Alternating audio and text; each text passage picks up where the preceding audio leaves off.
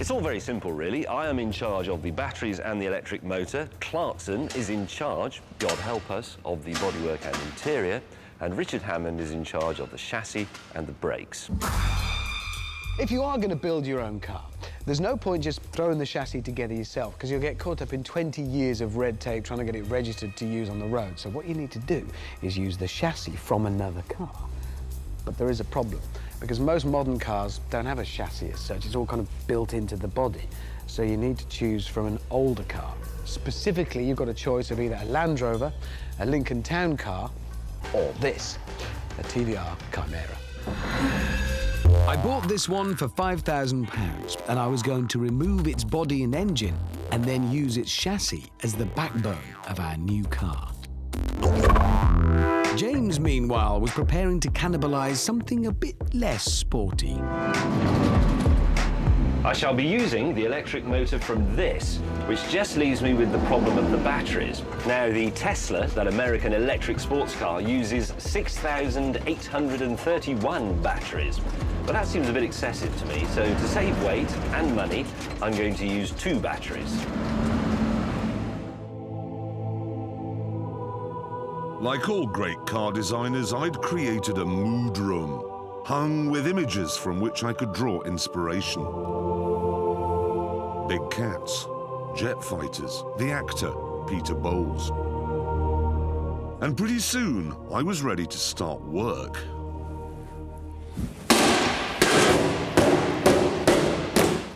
It's a lovely material to work with aluminium because it bends. Car makers can learn a lot from this simple system I've adopted. Ow!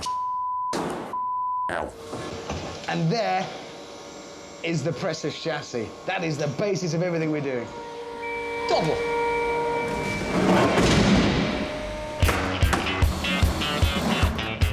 In terms of construction, I've taken my lead from shelving. You simply get the uprights, which I've got here. There it is. Bolt goes through there. Damn it. How simple is this? One piece, another piece, bolts, holding them together. With the milk float dismembered, my power system was taking shape. That's 100 quid's worth of batteries, a 20 quid milk float motor, and what's this?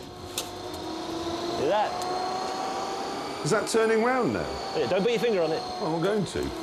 As long as you two keep the weight of your body and your chassis down, that'll go like a stabbed rat. Are you sure? Well, it'll be a damn sight faster than a gee-whiz.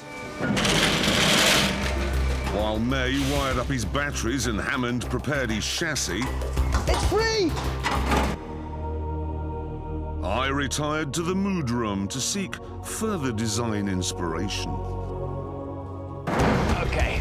We're removing ancient history here. Guys, Is he? Yes? has anyone ever done a car with a moustache? No. No.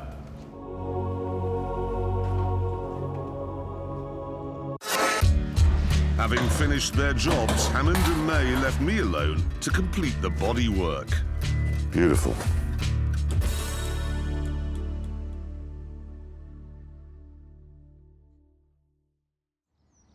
Our masterpiece was ready. Well, credit where it's due. I mean, I can't see any of the nail heads. I mean, it's all right. You're pleased? Very. Amazed. I have to say, this isn't actually it. Oh. Yeah. There you go.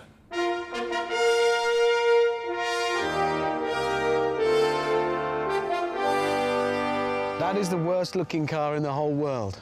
I'd rather look at one of your dingleberries. What is the matter, exactly? Everything is straight. Everything is doable on your kitchen table. Jeremy, is that a section from a garage door? Yes. Okay.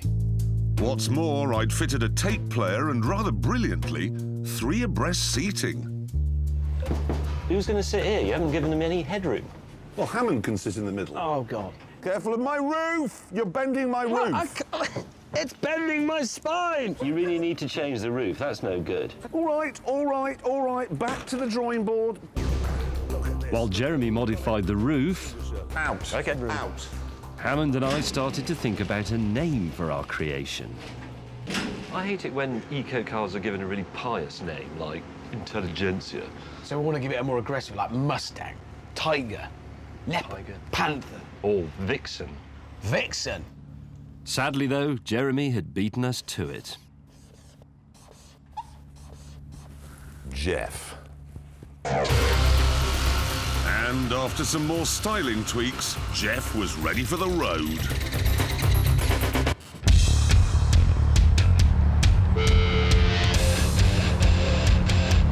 I feel like the Pope with his head in a box. It works. Ow! What is that noise? It's the motor.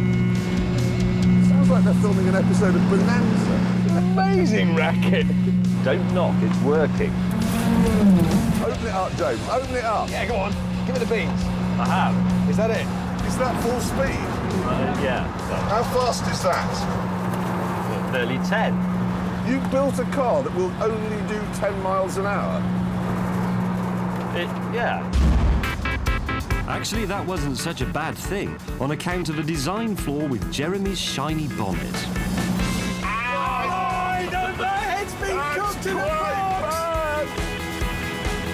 I tell you what, though, it works. It does work. It's going along. We're in an electric car. Which we made. Fantastic. £6,000. Can you put 3 people in a G-Wiz? No. No. In fact, we were so proud of Jeff, we took him for a drive into Oxford. Now, you do realise Oxford loathes the motor car. Not this one. But this one will be welcome. They will think that it's the second coming. Hippie, a hippie. See the happy hippies. Did you see the cyclist smiling at us? However, as we neared the city centre, James's power system started to develop some issues. I'm not going to indicate. It seems to slow it down. You're not telling me that the indicators affect the charge? There's something not quite right with the way it's wired up. I felt a definite drop in power then as I Why did you not indicated fit more than 2 batteries? Because I wanted to save weight. Stop picking holes in it.